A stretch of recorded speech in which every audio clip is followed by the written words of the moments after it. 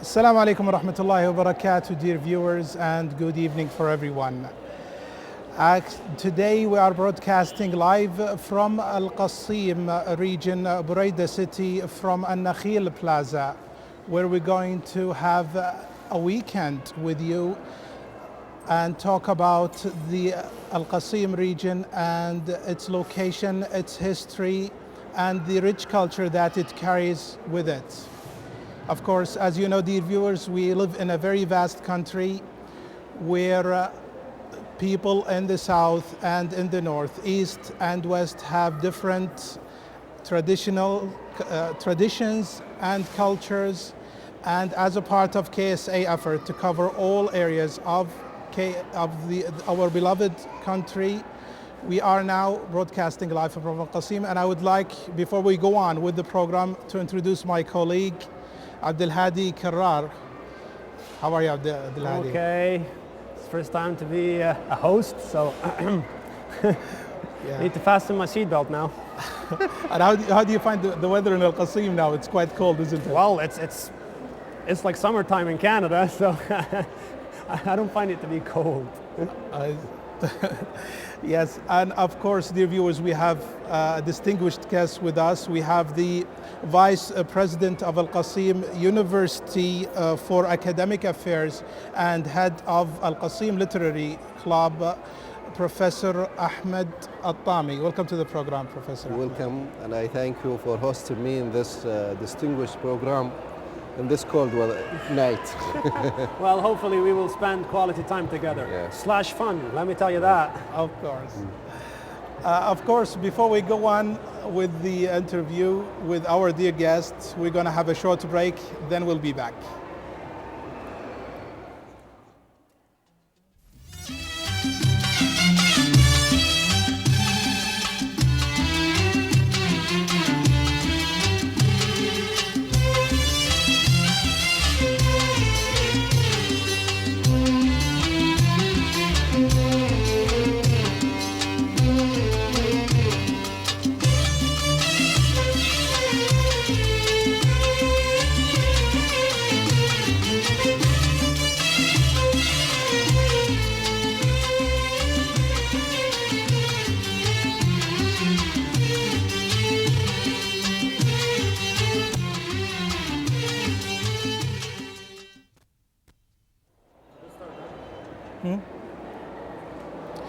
Welcome back, dear viewers, and of course we're going to start directly with our dear guest, Dr. Ahmad Al-Tami.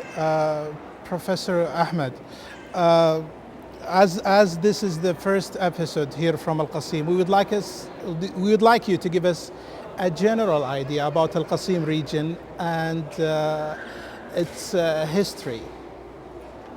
Bismillah ar-Rahman ar-Rahim. Qassim region is one of the 13 regions of the Kingdom of Saudi Arabia. It is located in the center of Arabian Peninsula.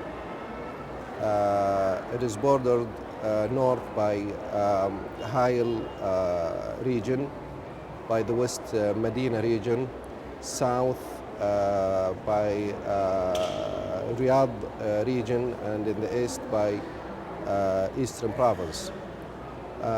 The population of Qassim region is about 1,100,000 people. Interesting.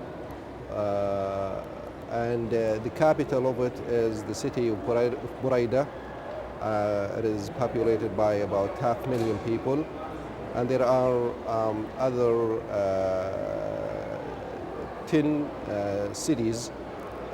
The next city is Unaiza, and then Al-Ras, Al-Bukayriyah, Al-Midnab, and then we have other also cities. So it is full of of civil locations and cities. So Buraida being the largest. Buraida is the largest. Half of the people of Qassim live in Buraida. Right. And Buraida is about 320 kilometers south of Riyadh. So the cultural features are the same, right? Yeah, mostly yes, they are the same, but particularly in the cities. So because they are very close cities. Unayza is about 22 kilometers from here.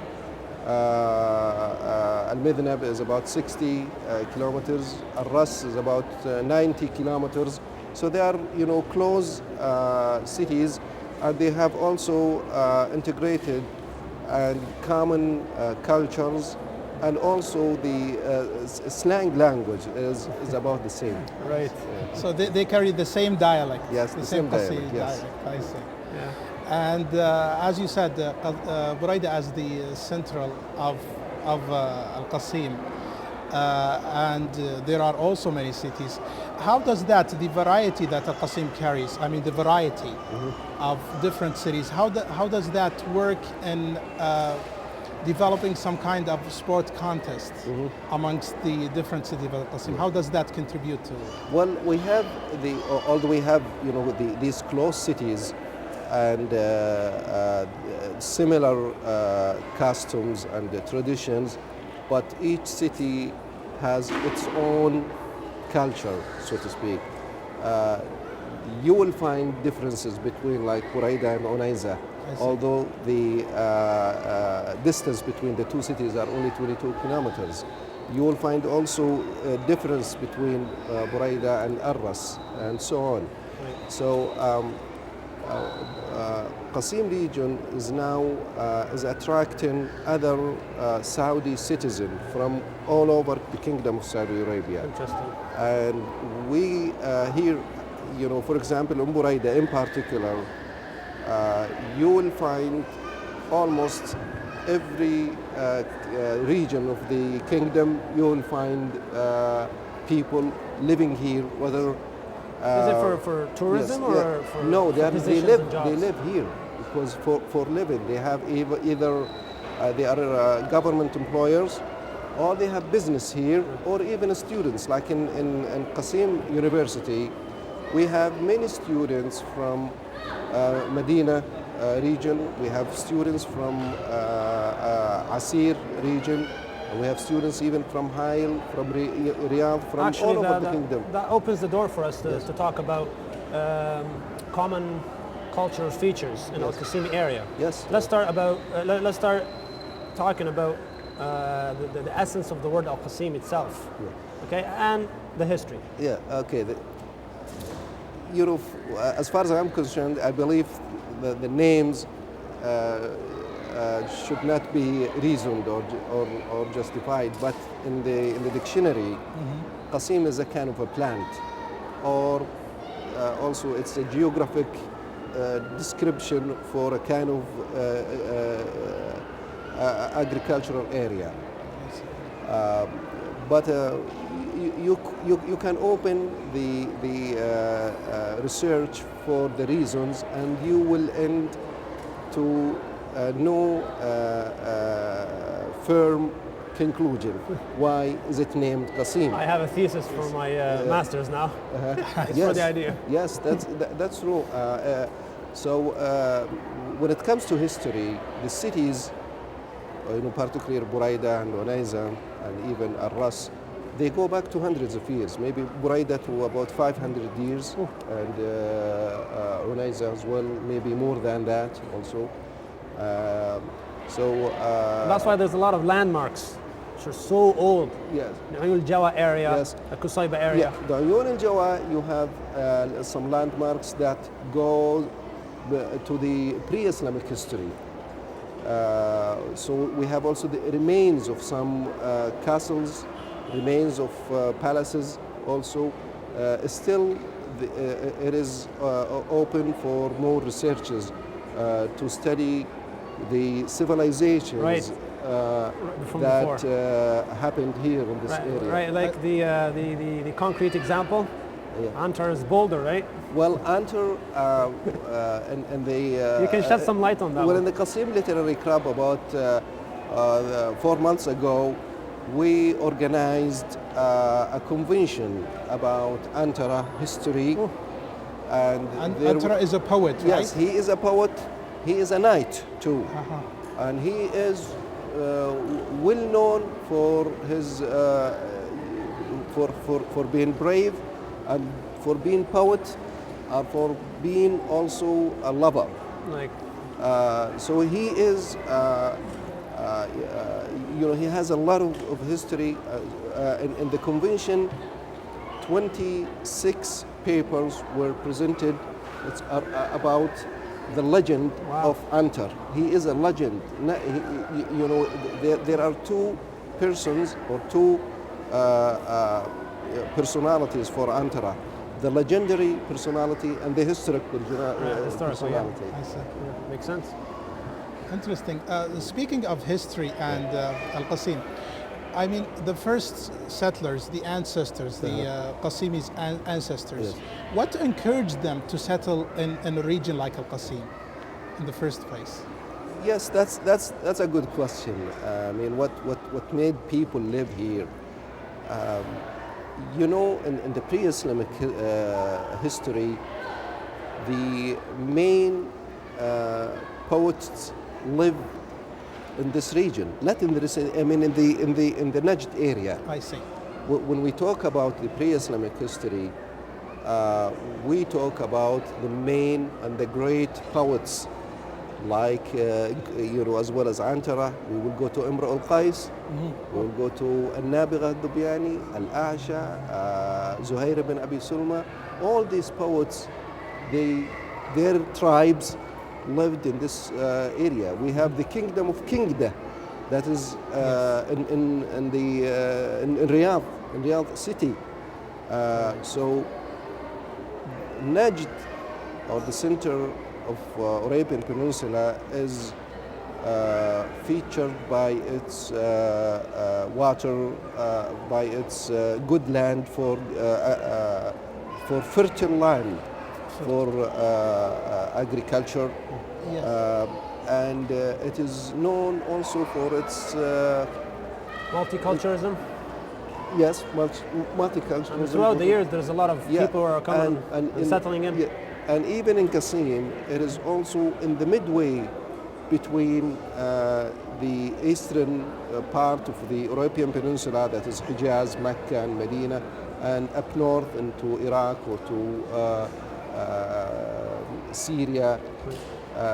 And even after Islam, all the pilgrims used to come cross Qassim when they come from Iraq, from Persia, because of from the all underground the water. Yes. They have sources and and there are still they have also what we call pilgrimage roads.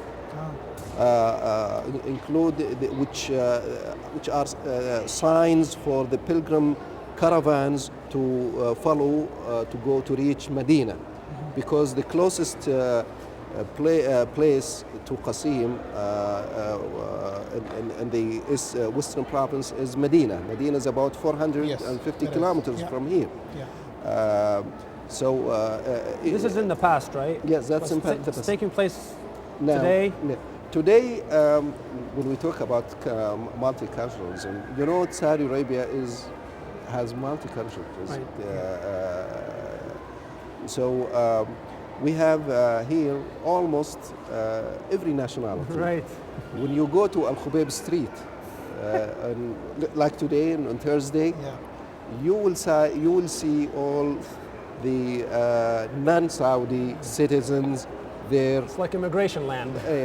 And when you go to another city that is parallel to Al-Khubayb Street, you will see what we call it, sarcastically, I call it India Town.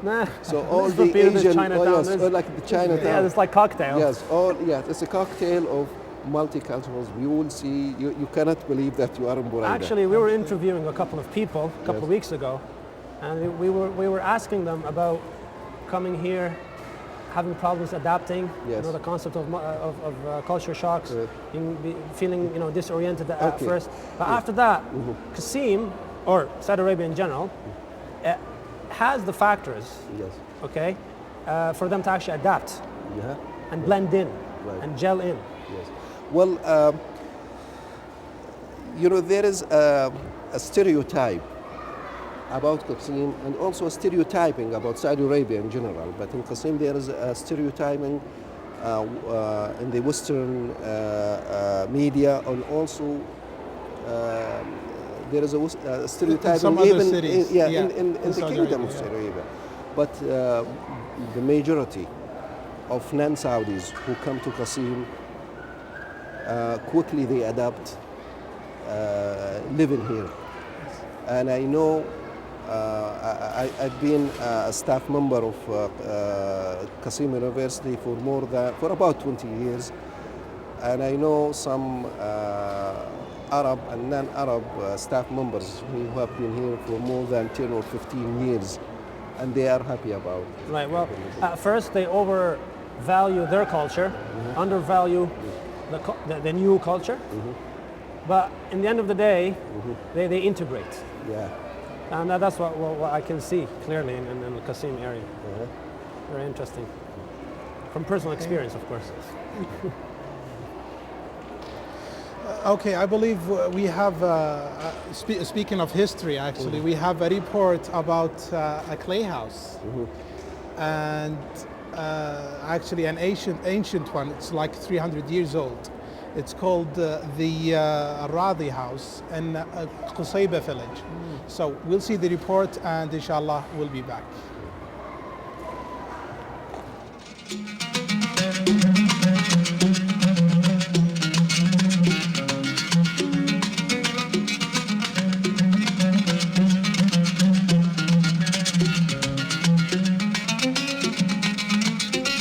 I welcome the Saudi second channel, and here in Qusayba at Al Mashkouk, Al Radi Palace, and we are here at the place where it's built about 400 years ago, and it was before the United of the Kingdom.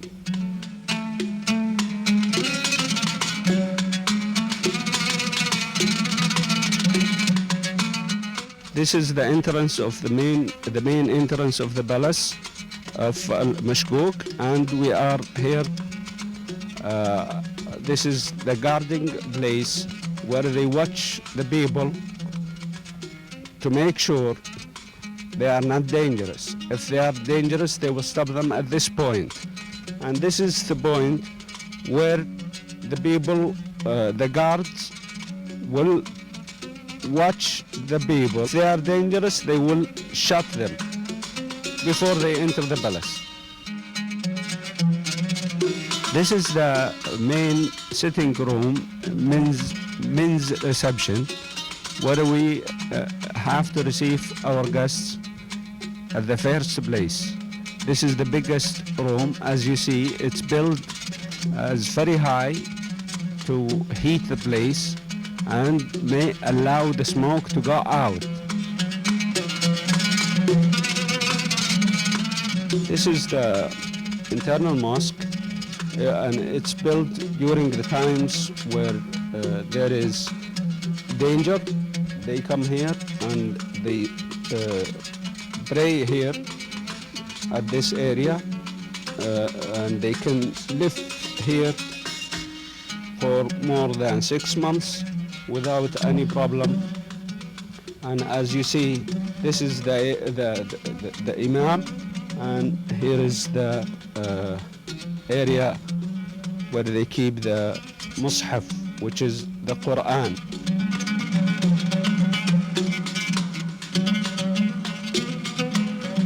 This is what we call the Galib, and it is the source of water, and especially during the times where there is danger outside before the United of the Kingdom.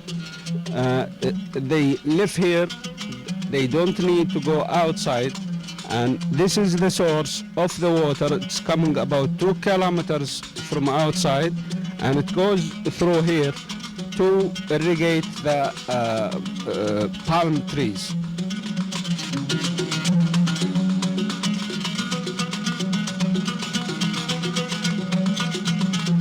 This is the ladies' receptions area, which is Gahwat and Nisa, and this is where grandmothers used to receive their guests.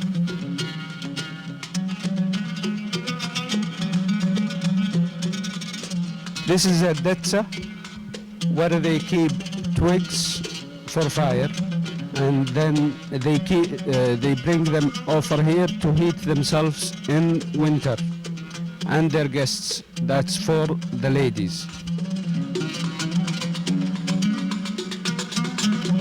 And this is al-Mu'ashash, and it is the reception area, and most of the time it's the family sitting area because there require no conditioning, and in the summertime it is cool area, and they sit here during the noon time.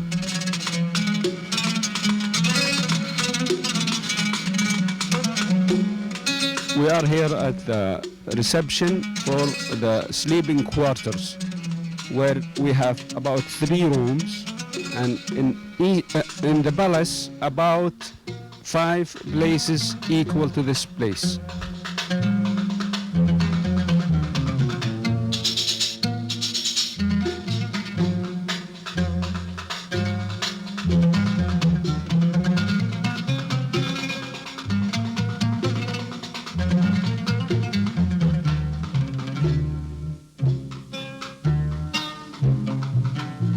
This is Al-Qahwa, the special receiving quarters for special guests. It was this place received King Abdulazibz at one time, and during dangerous times, the people will stay here and watch from this window.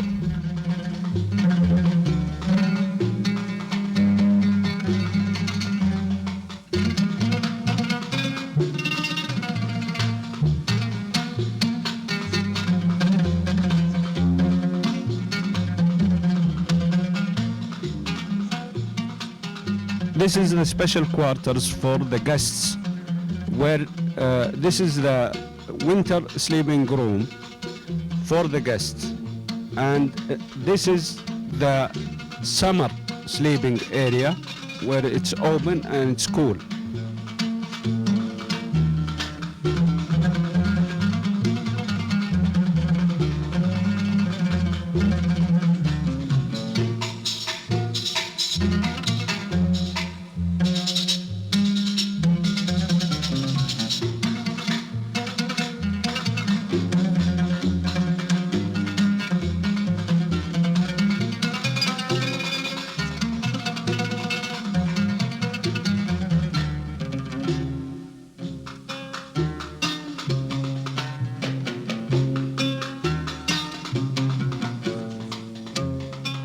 We are here at the special quarter for my grandfather, where he sits here first, and then this is his sleeping quarters.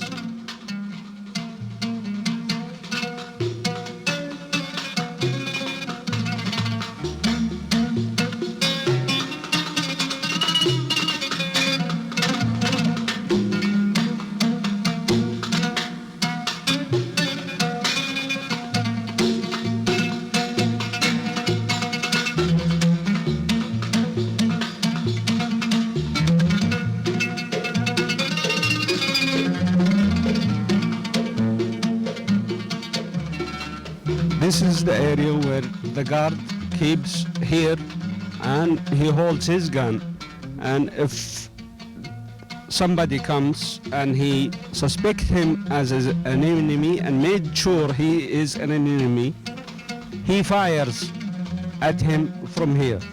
If he is not an enemy, they will come him to the guest room.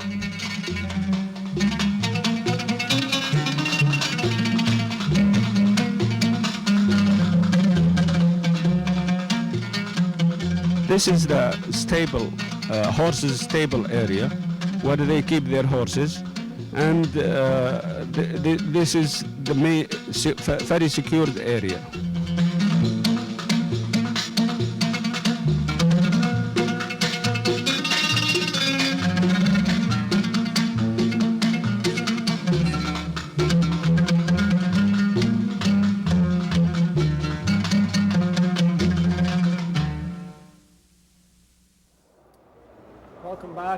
and sisters, and we welcome back our beloved teacher, Brother Ahmed At-Tami. In a short period of time, I learned a lot, so ignore my ignorance if I ask you extra questions. Okay. Don't worry, they will not be hard. Okay.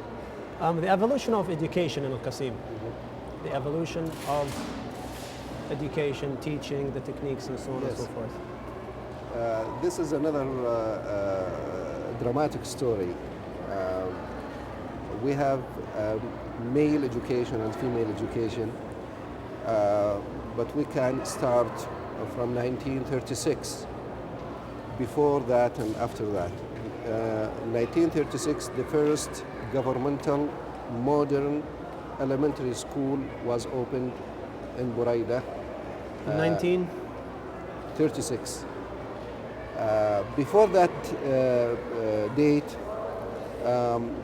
there were learning houses where the teacher hosts the student and teach them only the alphabet, the alphabet and some surahs of Quran. That's called the Kutab, I think. It's called Kutab, yes. There are so many Kutabs in Buraida and Unayza and in Arras and other cities, and even in the small villages. It is tradition, a long history of traditions of these learning houses. For female also there were some learning houses for the females to learn Quran, to read in Quran. From 1936 until the 50s, the development of was kind of slow, but in the 50s, secondary schools were opened, and in the late 50s and 60s, we have a huge expansion for schools. It was like an educational revolution. But for female government modern schools, it started maybe in 1961 or 1962 in Qassim area, and also the evolution of it was very fast. Right. I should mention that in Qassim University now we have 42 students, 42,000 students, male and female, but 22,000 female students. Wow, so we need to give the credit. Okay? Yes, I mean, there's a lot of flyers and posters, Al-Banat, yes, Al-Banat. There's a lot of activity going on for girls here. Also the first master degree offered in Qassim, it was also for a female student. Girls Qassim University. Yeah. So, I see. So you're talking about education and how it basically started. Could you shed some light? I mean, in any nation, when it wants to rise up, I mean, for nations to rise up and become ahead in the world community, I mean. Now, as you know, the custodian of the Tohali Mosque has opened recently King Abdullah University, which is a landmark in our school, and he has supported education throughout the years. Could you shed some light on the evolutionary of education in recent years? I mean, since King Abdullah bin Abdulaziz took over. The years of King Abdullah witnessed really a very rapid and wide evolution of higher education, not in the kingdom, but also overseas. Why? Because now the King Abdullah has now 5 sessions of his project for Saudi students studying abroad. Yes. In the past 4 or 5 years, each year thousands of Saudi students have been sent to many Western and Eastern also countries, to Europe, to North America, to Australia, to New Zealand, to China, and to Japan. Mm-hmm. And now we have 70,000 Saudi students studying worldwide. Amazing. 70,000. Because, yeah. So there's like free scholarships. So, yes, so it's a free scholarship, of course. The government has full scholarship. Scholarship, yes. In the kingdom, 10 years ago, there were 7 universities. Mm-hmm. Now, the governmental universities are 24. Wow. And we have also about 8 private universities. In Riyadh itself, there are 8 universities in Riyadh. Here in Qassim, we have 4 universities. We have the main university, that is Qassim University, but we have colleges of Buraida, we have colleges of Qassim, and we have colleges of Al-Rajhi. These colleges will be hopefully soon universities, because they are different colleges, will be integrated into private universities. This is how it usually starts. So how it's, such universities start with colleges, then to be evaluated by the Ministry of Higher Education, then the license will be given to such colleges to be universities. And it's like a rapid shift in a short period of time, okay? Yes. Supernova. Yes. Second point, after that, social life. Mm-hmm. The essence of Saudi entertainment. You know, that the average student is being hammered throughout the week. At the end of the week, if there is sale or something, right. Nobody will stop him from going and yeah. Well, here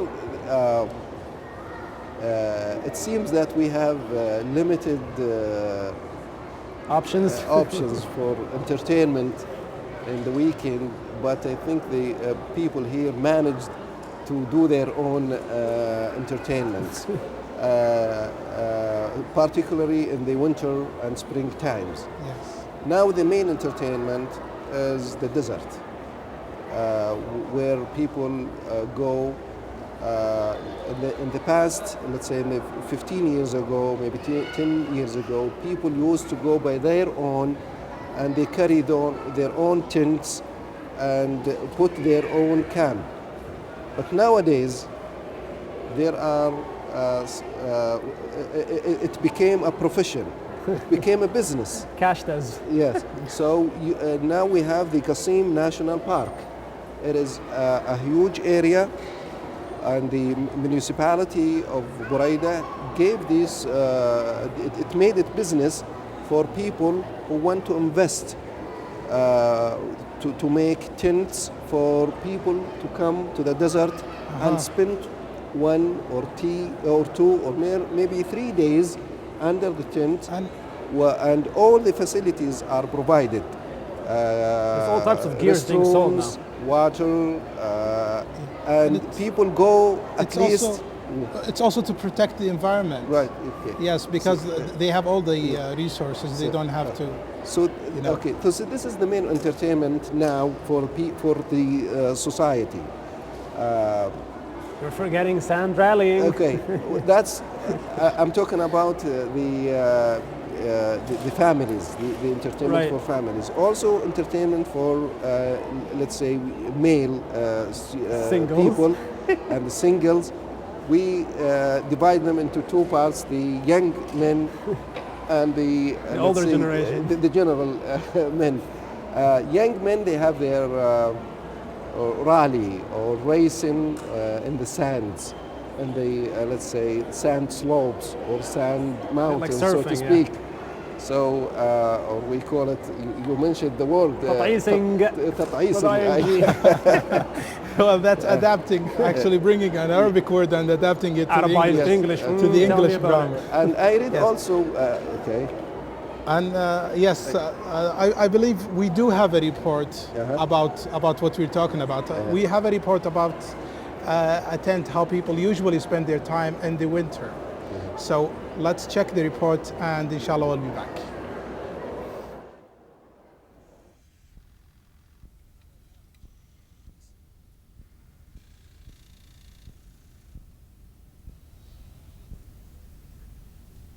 Welcome back, brothers and sisters. Tonight we have some guests. We'll be talking about the same theme we were looking at in the morning. We have two students of English, two college teachers, and they will give us an insight about the extreme sport of rallying and the security measures and so on and so forth. Okay, tonight we have brother Yusuf Al-Wabli. He's a teacher in the technical college in Buraida. How are you? I'm fine, thank you. It's good to see you today. I mean, we were phoning you every now and then, and you were very excited to come here tonight, and there you are. You're here. Yeah, for sure. Nice to meet you. God bless you.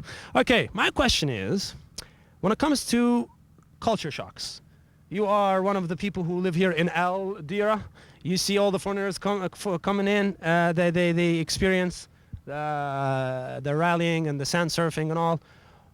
What's their first impression of such a sport? Because for me, it was negative in the beginning, then it became positive, and then I was thinking, you can't beat them, join them. Okay, many non-Saudis are shocked by what's called tat'is, what's called in Arabic tat'is, because they never experienced or witnessed this sport in their native countries. Egyptian friend accompanied me one day to the desert. When I started what's called tat'is in Arabic, he was afraid and he shouted and he asked me to allow him to get out of the car. He said, "Please, I want to get out of the car. I'm afraid. Yeah, he was afraid that the car might get stuck or overturn. But later, he loved this kind of the sport. Well, that's eventually will take place. That's what happened to us. We have brother Abdul Al-Humaid. He's actually one of my very close friends. I want to ask you about the security measures. Back in South Carolina, we have a type of annual rally. It's called the Sandblast Rally. They have a lot of security measures. They have marshals here and there, volunteers who make sure that everything's under control and so on and so forth. Do we have this here? And if not, what do you suggest? Okay, we don't have these things here in Buraida, but let's talk about it later. Okay, we need to put some stuff in the cars first, like for example, like spare tires and some stuff for security. Tell me about it. Like, for example, like spare tire, okay? You need some iron inside the car, if the car flipped, for example, okay? If it's about like a security guys or guards, okay? We have like many, like if you have any problem, everybody will come and helps, like without even... The essence of brotherhood, that's what happened to me once. You get into a ditch and everybody comes to you. Yes, we have the brotherhoods here, especially in Islam, like brotherhood is the best. So don't worry, do it and leave it for Allah. Do your best and leave the rest, huh? That's what I expected. Okay, we have another college teacher. He is from Al-Eid family, brother Fahad Al-Eid, and he's basically your boss. I wanted to ask you a question about the concept of alternatives. I mean, first of all, when it comes to the sports itself, the average youth, you know, he gets indulged into a lot of activity during the week, he's stressed out. Suddenly, there's like some rain in the weekend, al-sail, and they go crazy in tat'is. So, I don't know, is it a good thing, a bad thing? Does the average Saudi have an alternatives? Let's see how it goes. Let's see. I think we cannot say it's a bad thing. It's a good thing because we like, all of us like this. There are three main reasons for people to do that. We live in dry area, so you know we are looking for rain and the opportunity for us to have even a few amount of rain, all people going to the desert and experience this beautiful area or this beautiful open area. And the second thing, we like to change our daily routine. So students go to school every morning, or we are going to our work every morning, and we have this this area, or this open area, or this few rain, or what we have experienced during these 3 weeks. We have about 3 weeks rain day by day or day after day. So all people looking for going there and have opportunity to do much activities there. And the third thing, we don't have alternative. Youth usually either hang on in their hang on places to stay together and do much activities, or they just go stay at home and use the internet. So during winter, when they have this wonderful weather or wonderful amount of rain, they just go and sand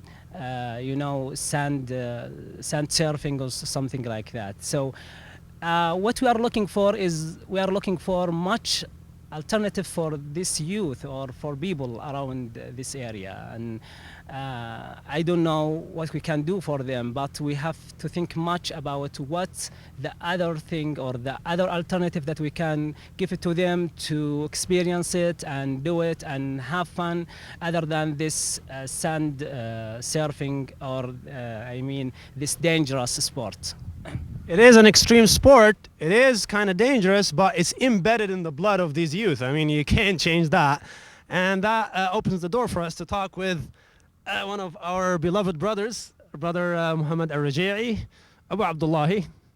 He escorted me personally to Al-Hajj. That means he has his own place in my heart. Come here. I have a question for you about because you're the guy with the wisdom and all. Your advice for the young generation. They just look at the older generations who are going into the game and the extreme sport, and then they just go for it by default. Yeah. Okay. Sure. This is actually interesting sport. I use it before, and I think it's really exciting. To go in the desert and practice this kind of sport. Actually, my advice for all the young, and I know it's really difficult to deal with the teenagers, but my advice for them, when they do it, this kind of sport, take it as a professional sport. Should be offer the safe equipment. Use it with more safe equipment, and go with a group of people when you get hurt from something, or flip the car, for example, or any kind of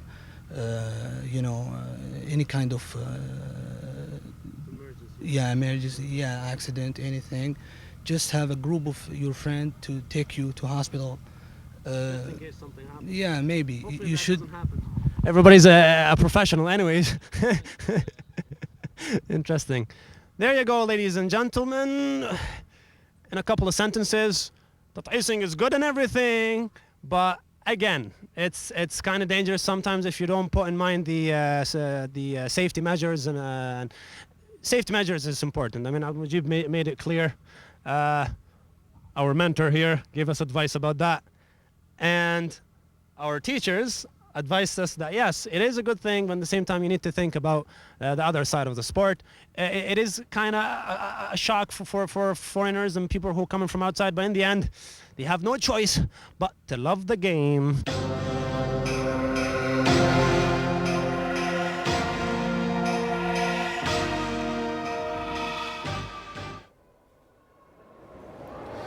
Welcome back, dear viewers. We are still broadcasting live from Al-Qassim, and back to our guest, Professor Ahmed Al-Tami.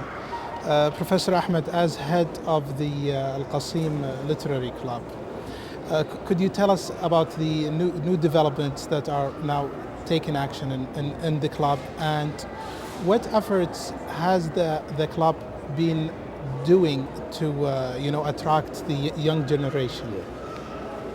Literary club is a cultural club. It has a multicultural activities to enrich the cultural life in Qassim area. Since 4 years, there was a new boards for each literary club in the kingdom, and we have organized many activities. We organized conventions, 3 conventions up to now, about short stories, about Antara, the last one, and also we had a convention 3 years ago about the modern poets, or the modern the modern trends of poetry in the kingdom.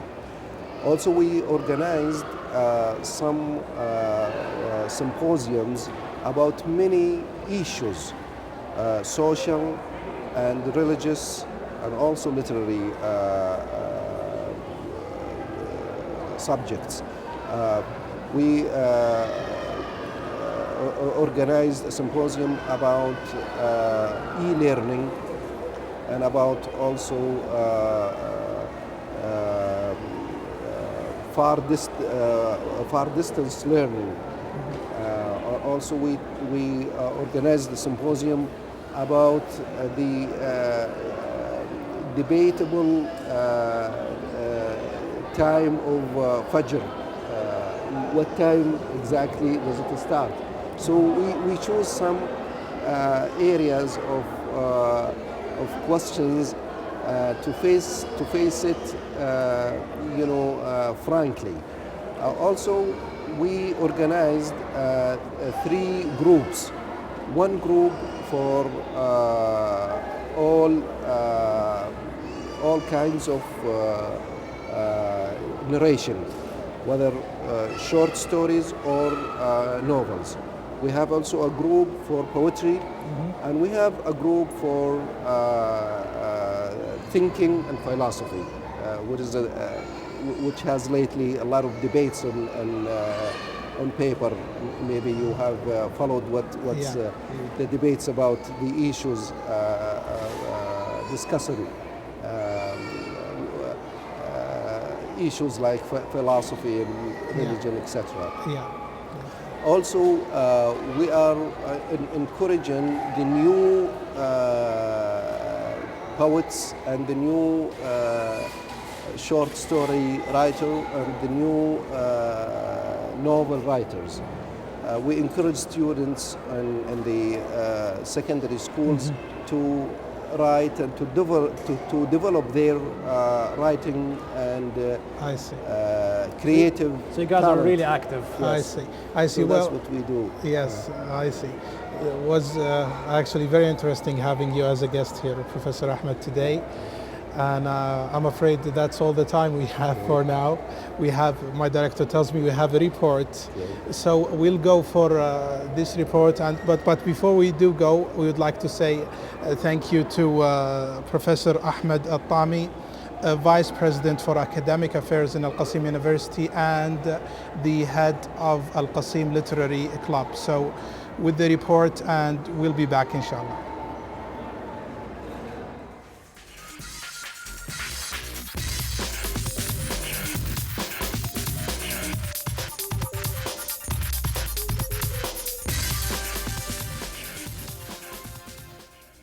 Assalamu alaikum, brothers and sisters. We are here in Turfiya today, which is the eastern side of Buraida. This is very interesting. This is the essence of the Saudi culture. After a rainy period, everybody just comes out. They start what we call tat'ising in Arabic, or rather sand surfing. It's like rallying, you may say. And you can see the view as if it's the Hajj for cars, quote unquote. It's just amazing how people come here and just slam the gas. The place is really crowded. There is like traffic jam and everything. We have another guest here. He's going to talk to us about the event. First of all, what's your name? My name is Muhammad Al-Wabli. Brother Muhammad is with us. I'm just curious, out of curiosity. I had a question about the security. Is it kind of dangerous here, or does the police like mind people coming here and gathering and having these events or activity? I think it's dangerous because it's so crowded. Right. Yeah. But people are getting used to it, right? Yeah, of course. It's weekly in winter. I think you like it, although you Of course, I like it so much. Okay. How about you? Do you experience this before? Are you a type of person who goes for these events constantly? Yeah, I experienced too much. A lot of times, eh? Yeah, a lot of times. But because for me it's the first time, I'm very excited. No, you should to try it. I should. It's very good. Any words of advice for the young generation who are growing up and they really want to go through it? Don't do it or do it? Do it, but it's safe. With limitations and safety procedures and all? Okay, khair, no problem. They're kind of stressed out throughout the week. So events like these are a way to take away the stress. So you will find all types of people here.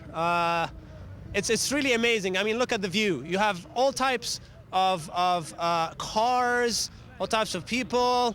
A lot of people are actually meeting each other and they start rallying together. They start racing.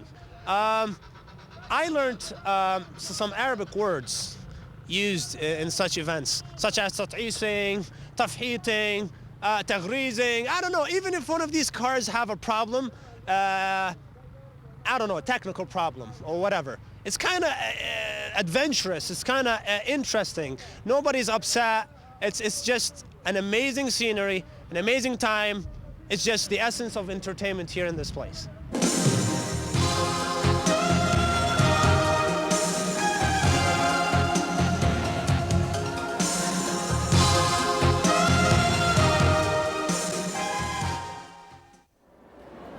That was a quite interesting report you did for us there, Abdalhadi. Actually, I was baffled. I know you come from Canada. Do you have like tat'ising on snow?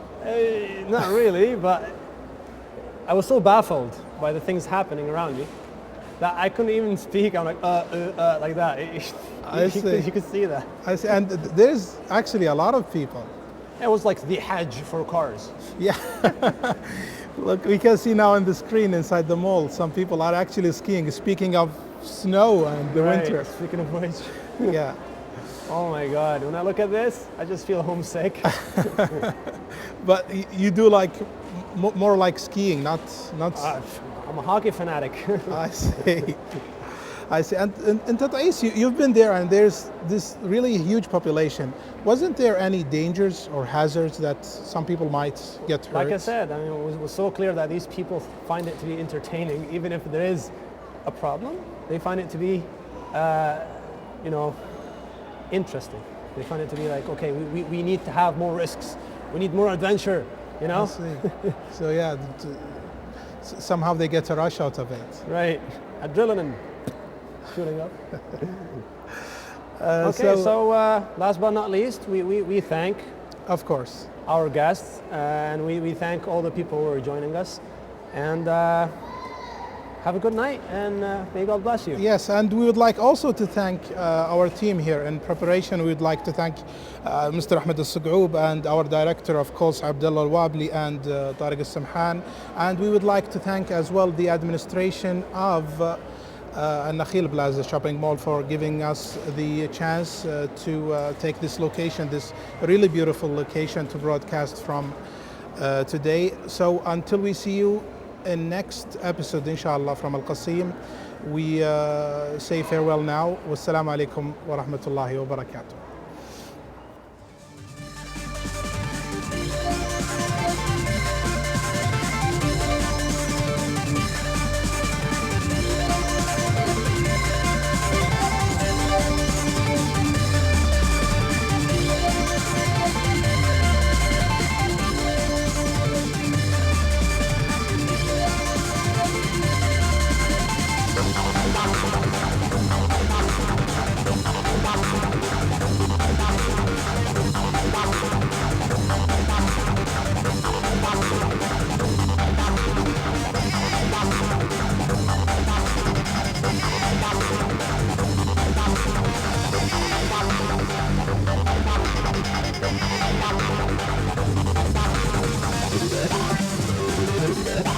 Thank you.